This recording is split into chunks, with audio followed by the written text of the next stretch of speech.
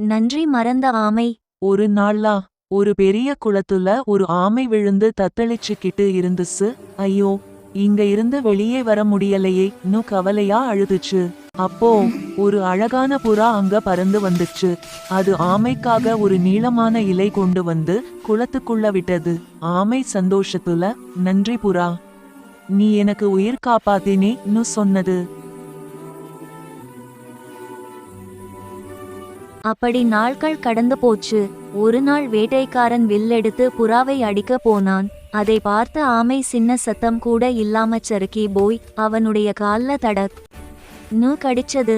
வேட்டைக்காரன் வலியில கத்தினான். புறா அந்த சத்தத்தை கேட்டு உடனே பறந்தது. புறா கீழே வந்து சிரிச்சு சொன்னது, ஆமை, நீ நன்றி மறந்தவன் இல்ல, உண்மையான நண்பன். நன்றி மறக்காதவன்தான் வாழ்க்கையில எப்போதும் ஜெயிப்பான்.